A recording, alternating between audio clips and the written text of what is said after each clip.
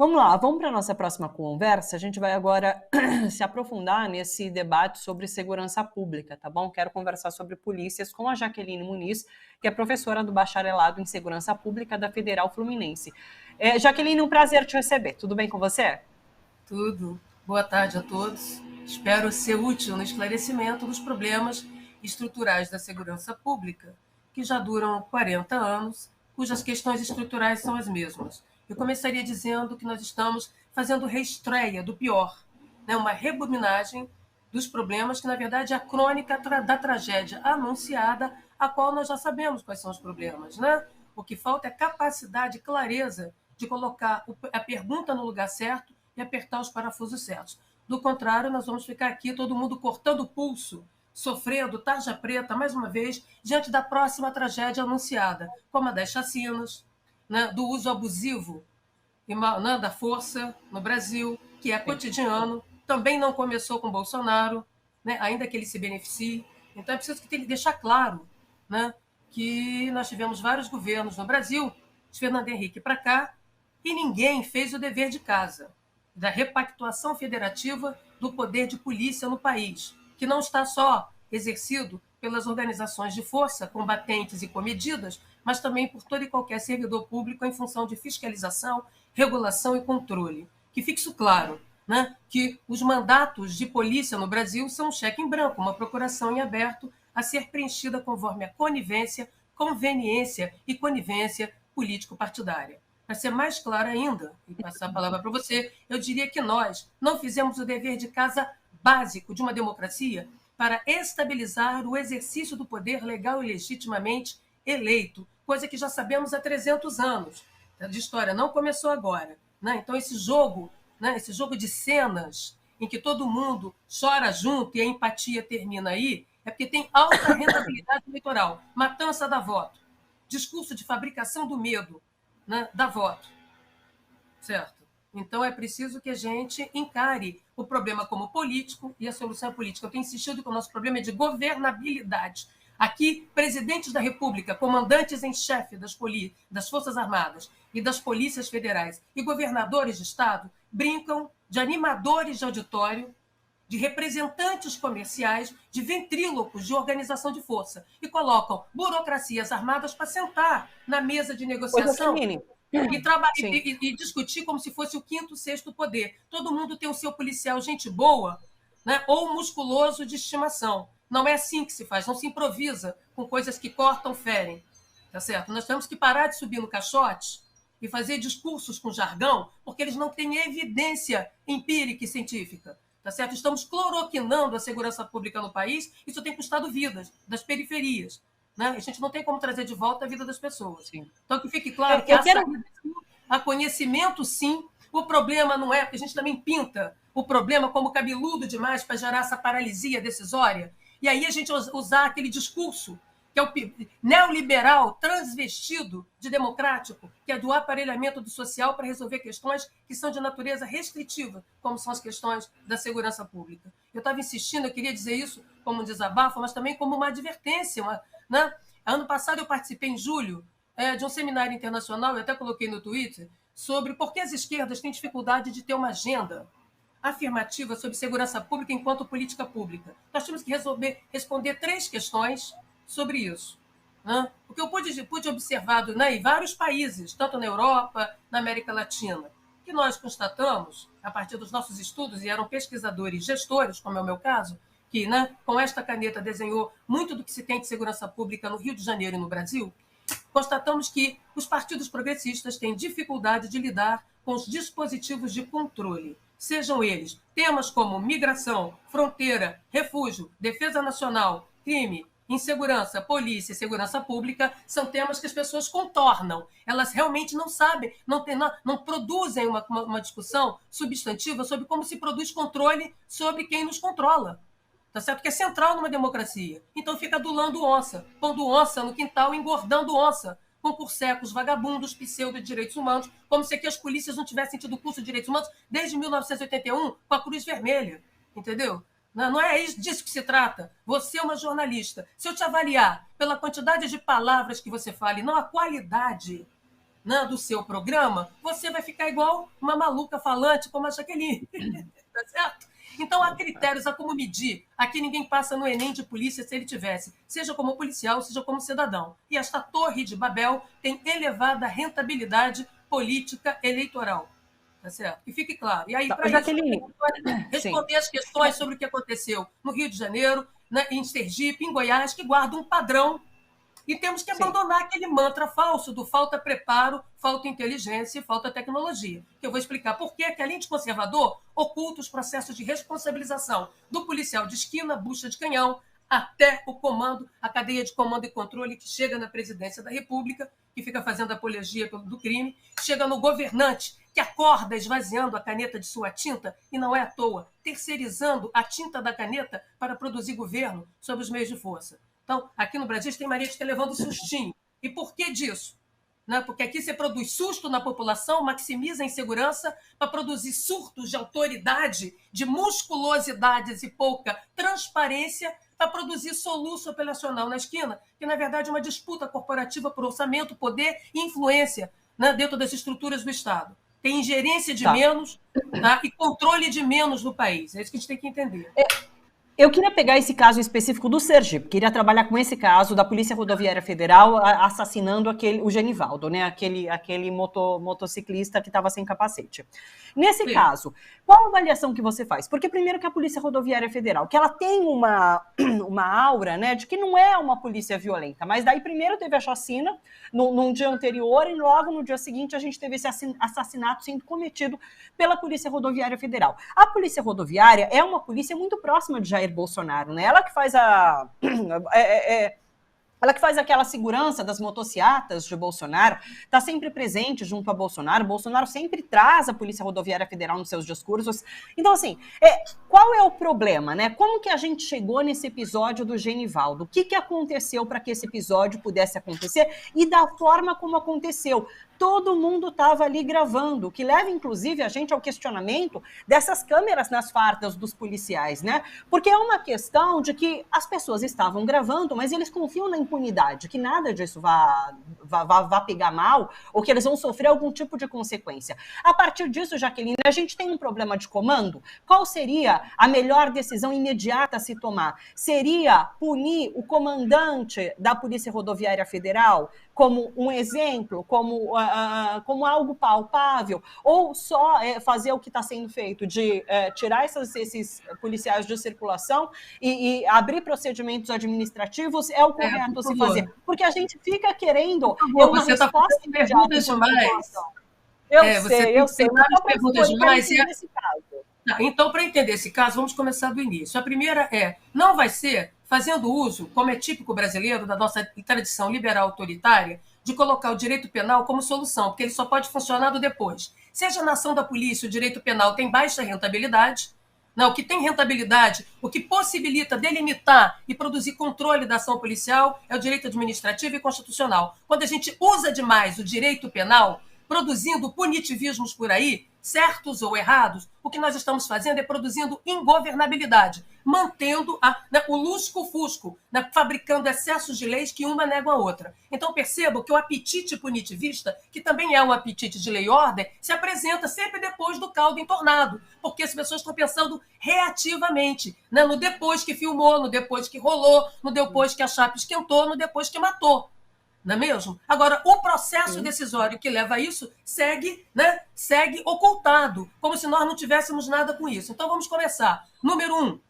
Número 1. No Brasil, todos os mandatos de polícia são um cheque em branco, uma procuração em aberto. Das Forças Armadas aplicada a policiamento, passando pelas polícias federais e rodoviária federal, chegando à Guarda Municipal de Esquina. Ninguém passa no teste da delimitação das competências exclusivas, partilhadas e redundantes. Por isso, cada um preenche como quer, conforme as conveniências político-partidárias. Tem sido assim, a Constituição de 88 é vergonhosa no que diz respeito à segurança pública, o artigo 44 e o 42 reproduzem lobbies de monopólios e quase monopólios das constituições anteriores, ou seja, aqui ninguém sabe quais são as competências partilhadas, exclusivas e redundantes, para você não ter claro e plena resposta e provimento de segurança pública à população. É a partir das competências, né, que você pode delimitar os modos do agir a partir dos meios logísticos dessa ação. Para começar, então aqui é um cheque em branco. Você assina um cheque em branco? Alguém aqui assina uma procuração em aberto? Então por que o poder coercitivo, que é o principal poder que uma sociedade delega ao Estado para agir em seu nome,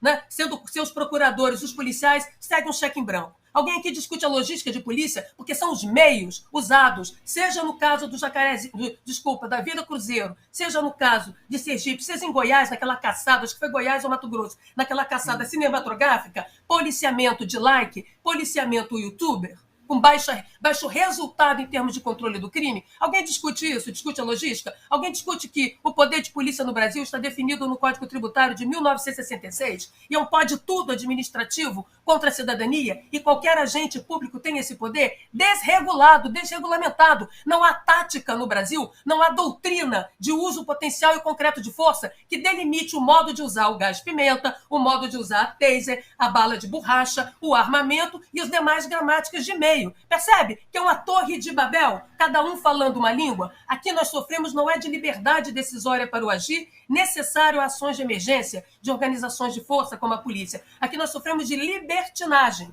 Nós não fizemos o dever de casa básica. Então, para começar, ninguém passa no teste da policialidade.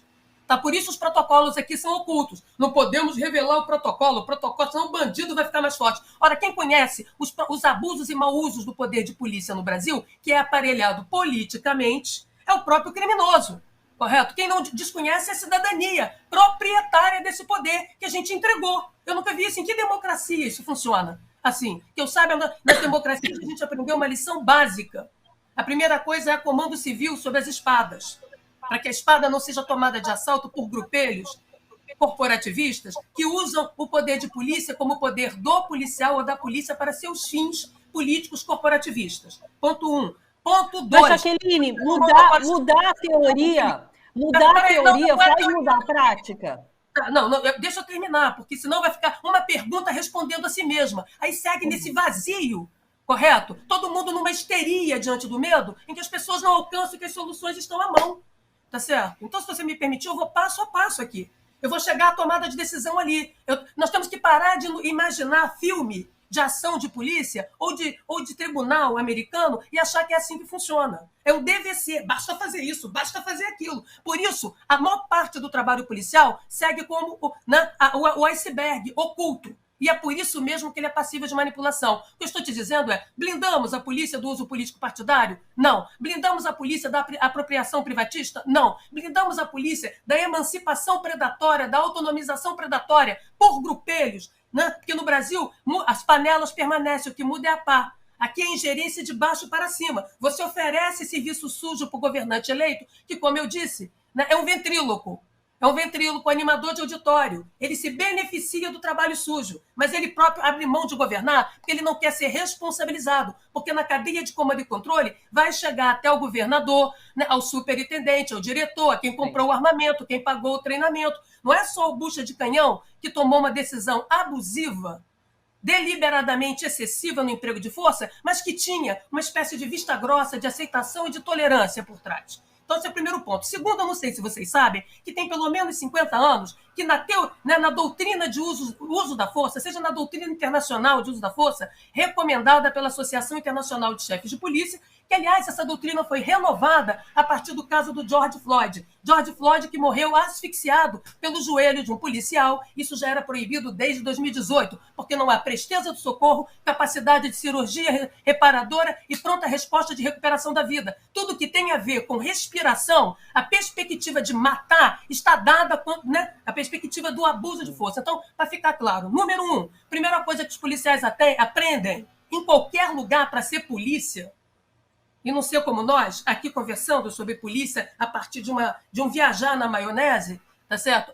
Quando você está lidando com pessoas com limitação cognitiva, transtorno emocional, efeitos de remédios psicotrópicos ou drogas, tá certo? Sob sofrimento psíquico, ou como um bebê, ela não atende a comandamento nenhum, tá certo? Essa é a primeira coisa. Né? Então, ela não atende. Não adianta você justificar que jogou gás-pimenta, que depois jogou não sei o quê e o sujeito não obedeceu, porque até onde sabemos, o Genivaldo era uma pessoa com limitações.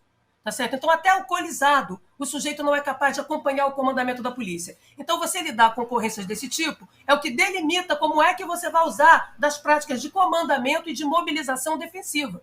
Ali eram 3 policiais, portanto, sob vantagem tática numérica. 3 policiais, eles só estão em desvantagem em 360 graus de eixo de controle acima de 9 pessoas. Ali era um sujeito, correto? Sim. Ponto. Então, era uma lambança operacional, uma libertinagem, as pessoas estavam se sentindo à vontade, não importa ser filmado ou não, porque as pessoas têm a garantia de que elas estão livres para agir. E por que estão livres? Não é porque tem um meme na presidência da República animando só, não. É porque não tem doutrina de uso da força escrita, pública e publicada, que valide cada procedimento tático de ação e cada ferramenta logística. Fins, meios e modos. Fins da missão, meios logísticos da atuação, armamento, que delimitam os modos táticos do agir, as alternativas táticas concretas de ação. Por isso, aqui no Brasil, a gente filma para lá, temos um policiamento Big Brother, todo mundo tem um celular, filma para lá, filma para cá. Isso não significa redução do abuso de autoridade ou do desacato da autoridade ou da apropriação privatista do poder de polícia. Então, fica claro que o que aconteceu em Sergipe, da mesma maneira que no Rio de Janeiro, ficou evidente que tem um padrão, não é uma questão de despreparo, é uma questão de currículo oculto. Tem autorizações implícitas. Vai lá e faz, fulano, se vira aí nos 30. A síndrome da autoridade musculosa, peito de pombo da esquina, que é animada internamente, entendeu? E que não tem nada a ver com uma doutrina profissional do uso da força. Então, aqui no Rio de Janeiro, nós assistimos uma total lambança operacional, onde a polícia demonstrou incapacidade de agir como corpo tático. Pergunto o que mesmo ela está fazendo lá. Ela tem mandato para isso? A competência dela é para isso ou é uma torre de Babel? O que faz a Polícia Rodoviária Federal, nos últimos tempos, pautada numa portaria que não tem validade, né, dada pelo ministro Mendonça, tá certo? A fazer operação para disputar poder, prestígio, orçamento junto a outras polícias, porque o teatro operacional é a única dimensão visível aos olhos nus do cidadão e, sobretudo, porque nenhuma polícia no planeta é capaz de produzir controle monopolista sobre crime. O efeito da polícia sobre a dinâmica criminal é limitada no tempo e no espaço. Para começar, tá certo? Então, vejamos que é um padrão na ação como guarnição de 3 e como corpo tático. Isto não é um problema de despreparo individual, como a gente costuma dizer que não, porque isso é para dissolver responsabilização e produzir a culpa na bucha de canhão, ocultando o processo decisório, a cadeia de comando e controle que chega assim ao governador, chega assim ao presidente, chega ao ministro, não é mesmo? Que tem uma política, escrita ou não escrita, esta política existe ali na informalidade. Tá claro? Então não é um problema de preparo, não é um problema de tecnologia, não é um problema de inteligência, porque também se pode usar a inteligência para o mal, para sabotar, invadir, violar a integridade alheia. Então nós estamos falando de um oba-oba construído politicamente, porque é bom para a polícia no calcanhar do oponente, não é mesmo? Então é isso que nós estamos assistindo aqui e não é de agora, tem 37 anos. Tá? 37 anos em que as estruturas se repetem. E mais, aí quando você vê o problema reproduzir, aí você vai ver os discursos que são oferecidos à população, discursos esses que não ficam de pé, porque não produzem o controle da ação policial, portanto, da letalidade, da vitimização policial, correto? E da corrupção de polícia. Né? Então a pessoa propõe o viajar da maionese da desmilitarização, o viajar da maionese da unificação, para criar organizações com 140 mil pessoas, 70 mil pessoas, sem qualquer capacidade de governo sobre indivíduos que atuam de maneira individualizada e armada. Tá certo? Então, qual é a questão que essas propostas que não saem do papel produzem em termos de controle? Você tem que apertar 2 coisas, 2 parafusos na ação da polícia para derrubar agora, porque a sociedade não pode ficar esperando o governo bom do José para ser assaltado, estuprado, e aí a polícia agir, ai que legal, está entregando flores. A polícia toma a decisão em menos de 30 segundos. Correto? Para isso ela tem que ter um alto padrão de excelência. E isso é passível de treinamento. A pergunta que eu faço é: qual é o padrão de excelência no uso do armamento por modalidade defensiva de emprego e munição da Polícia Rodoviária Federal? Alguém conhece? Você conhece a da sua polícia? Não. A polícia de Nova York, eu sei, tem que ter 95% de taxa de acerto por modalidade de emprego de armamento e tipo de modalidade defensiva de imobilização do seu oponente, que não é matar. Tá certo? Porque não dá para improvisar. Você vai querer um médico que treme a mão quando faz a sua cirurgia? Não. Então, por que você quer um policial com dedo nervoso, né? Uma instituição fraca e policiais vulnerabilizados para servirem de mercadoria política, não é mesmo? É porque isso tem rendimento eleitoral, porque através desse tipo de serviço você tem coleta para caçadores de campanha. Então, todo mundo cala a boca. Aqui rola um cinismo político, uma impostura intelectual com argumentos liberais autoritários que imaginam um dever ser de polícia que nunca foi o mundo real, nem aqui, nem na Inglaterra, nem na América Latina inteira, nem na Colômbia, nem em lugar nenhum. Correto? Então, nós temos que parar com esse mantra. Esse mantra tem custado vidas, não é de agora. E mais, aí quando você tenta trazer a discussão séria, o sujeito argumenta com uma transição democrática de 41 anos que tem no Brasil.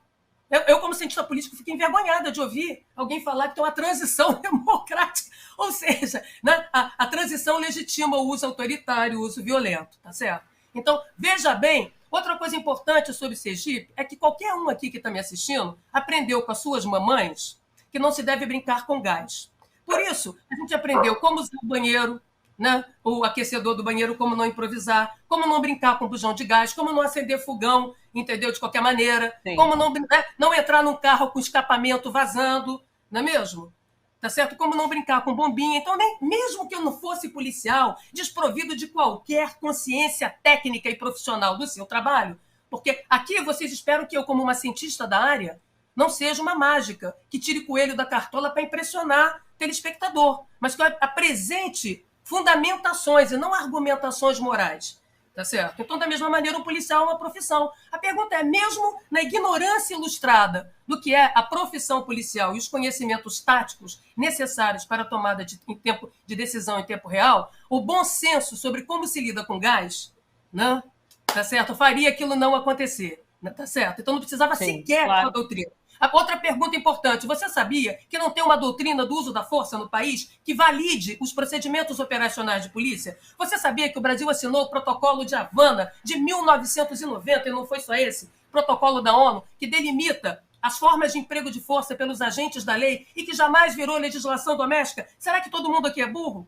Será que todo mundo não sabe fazer esse serviço? Não, isso precisa mudar a lei penal? Não, isso é procedimental administrativo, ao alcance do comandante da PM agora, ao alcance do delegado-geral, ao alcance do governador, ao alcance do ministro. Eu estou falando de administração, de governabilidade. Quando você não governa as espadas, ela te chantageia, acua o judiciário, tá certo? E silencia o parlamento, produzindo estatísticas, espetáculos para maximizar medo e produzir resultado eleitoral. Então, nós estamos diante da produção... E o que fazer? A Jaqueline Muniz, presidenta da República, hoje, o que faria? Diante desse episódio... O presidente da República tem muita coisa para fazer, inclusive desenhar uma política de segurança e implementá-la, que não seja agradar a trouxa, ficar dando snack para onça. Eu tiraria a onça do quintal, como foi feito, né? Porque o que se fez aqui foi engordar a onça. O que a esquerda, a direita, apostou na destruição da institucionalidade das polícias, para você não ter perspectiva de controle da ação policial, vulnerabilizar o policial, deixar o policial indigente, devendo favor, porque não é a maioria da polícia que é assim, mas ele tem que dever favor, ele tem que fazer vista grossa, é o que a gente chama da queima de arquivo. Vamos nós. Quando você mata a galinha dos ovos de ouro, matando o criminoso, você deve ter um bandidômetro na cabeça, então não precisa nem de polícia profissional. Agora, por que você mata a galinha dos ovos de ouro? Da investigação e da inteligência, tá certo?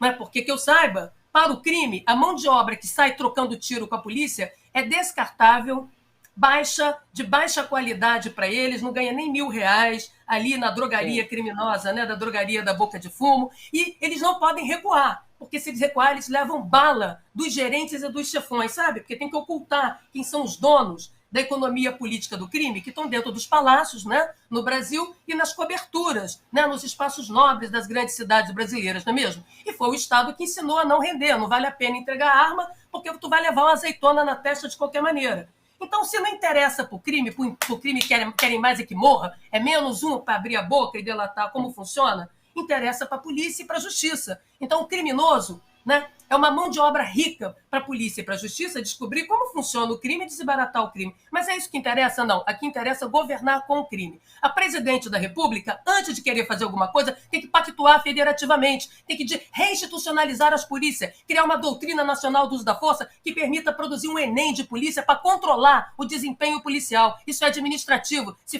É o primeiro gesto de produção de controle, responsabilização e accountability. Ninguém aqui passando o teste da luz do sol dos porões decisórios. A quanto custou isso? Nada. Procedimentalização pública dos protocolos de polícia, validação de uma doutrina nacional de uso potencial e concreto de força, revisão do poder de polícia, mecanismos de transparência na avaliação e aferição policial, com o Enem de polícia. Ou alguém aqui sabe? Nem da Polícia da Esquina, nem da Polícia Nacional. Isso aqui eu estou falando algumas coisas, mas tem uma lista de coisas que você tem que induzir. O governo federal, ele atua de maneira direta e indireta na segurança pública, financiando estados e municípios. Tem que ter uma política clara de controle da ação policial, avaliação profissional de desempenho à moda Enem para redução da letalidade, vitimização e corrupção político-policial, portanto, cortando na própria carne. Agora aqui não. Enquanto a direita quer polícias fracas e sujeitos transtornados livres para ser aparelhado, né? A esquerda, o que ela fez? Ela estimulou, ela agradou demandas sindicais e profissionais individuais, mas não pensou na institucionalidade, o que faz com que você tenha emancipação predatória continuada, cujo nome no vulgar, na gíria, se chama milicialização, que também não tem nada de novo, não é original brasileiro, não é original do Rio de Janeiro, isso já aconteceu em Chicago, em Londres, Nova York, sempre que você tem essa emancipação predatória. Assim, se você não blinda a polícia do uso partidário, você não blinda a polícia, né, da apropriação do mercado, quer dizer, o policial usar para fins particulares e prestar serviços sujos, que vão de Marielles a coisas que o valem, a coleta para a campanha, tá certo? Que ninguém nega a favor a um sujeito armado, não é mesmo? Né? E o seu uso, o uso particularista da carteira de polícia. Eu quero saber se passaram no teste. Aqui não, a gente quer unificar, produzindo monopólio, na contramão da experiência democrática. Eu desafio, como professora de sistemas policiais comparados, né, e de polícias na América Latina inteira, que me mostrar como isso funciona. Qual é o exemplo? De onde saiu? Isso parece papo de tio do Zap. O sujeito viu o galo cantando lá atrás, saiu repetindo, porque alguém disse que era bom, mas não tem a menor densidade, menor demonstração histórica, menor evidência, efeitos em termos de cadeia de comando e controle. Tá certo? A Polícia Militar de São Paulo, Rio Grande do Sul, Minas Gerais, tá certo? E Rio de Janeiro, que são as maiores, não seguem a proporção da cadeia de comando, a proporção de coronel, major. Na verdade, você tem mais cacique que índio, obedecendo a lógicas, né, de subir a patente, deixar a patente cair em função do aparelhamento político dessas polícias. O modelo militar brasileiro é ruim, o modelo civil de polícia é ruim, porque ambos não geram transparência, controle da ação individual ali na esquina. É disso que estamos falando. Seja como grupo tático, seja na tomada de decisão individual. Então, os dois são ruins. Um sofre de verticalização absurda, que impede, reduz a capacidade de pronta resposta, e o outro de horizontalização absoluta, que também sabota a perspectiva de ação conjunta. Tá certo? Então, para começar, os dois modelos são uma porcaria. E mais, a gente discute aqui a capacidade coercitiva da polícia, porque é disso que se trata. Tá certo? Você tem que delimitar a autonomia que você quer dar, a transparência dessa autonomia com os mecanismos de responsabilização. Aqui ninguém presta conta, aqui tem um sequestro do poder de polícia.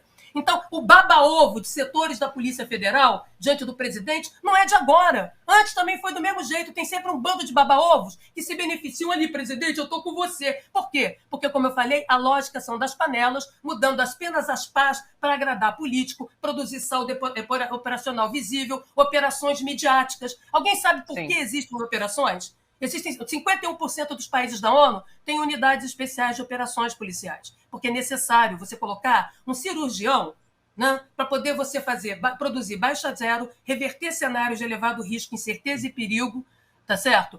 Né, fazer o relógio atrás. Só fechando. No entanto, aqui não. Aqui virou uma rotina. Aqui o cirurgião troca band-aid na esquina porque é para produzir polícia do espetáculo. Né? Então, a polícia, no policiamento de cone, da Polícia Rodoviária Federal, porque você passa pelos postos da Polícia Federal, você não vê polícia, você vê carro parado e o policiamento de cone. Ou seja, o cone, entendeu? Parece biruta de posto. Né? A Polícia Federal tem 12 mil fulanos. Eu só queria fechar isso. Tem 12 mil fulanos. Tem uma razão de um policial para quase 30 quilômetros quadrados. Isso não permite cobertura ostensiva nem pronta resposta. Por que vai brincar de síndrome do cabrito, de operação? Por que pediu essa autorização? Porque a maneira de você influenciar politicamente, produzir prestígio e poder político, disputar orçamento e recursos. Como aqui no Brasil, todo tipo de autoridade patética gosta de alisadores de maçaneta e seguradores de maleta para mostrar que a autoridade, o sujeito gosta de giroflex ligado, carro andando na frente, carro atrás, tem a ver com essa lógica autoritária tupiniquim. Então é para isso que serve, vamos ser claros. Então até agora, a agenda pública de segurança não veio. Na verdade, diante das tragédias repetidas, o que eu vi foi governantes ou candidatos com gato que comeu a língua. O sujeito fala, é uma tragédia horrível, no meu governo não vai acontecer isso. Aí repete aquela frase mentirosa do mais preparo, mais inteligência e mais tecnologia. Quer dizer que o problema é da geladeira? Quer dizer que é a mão, é a arma que desenha a mão, que desenha o pensamento? Quer dizer que a inteligência é sempre um algoritmo do bem? Tá certo? Então isso é vergonhoso.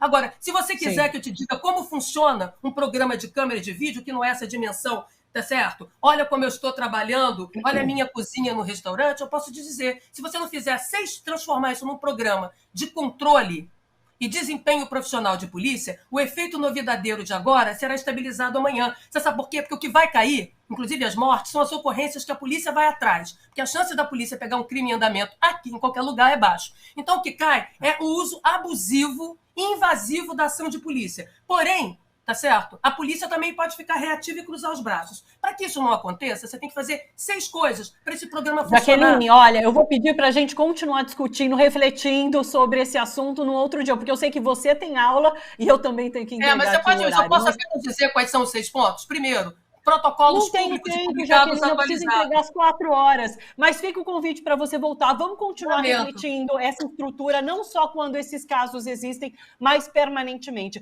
Um beijo enorme, muito obrigada pela sua participação aqui com a gente. Boa aula. Essa é a Jaqueline Muniz, professora da Federal Fluminense.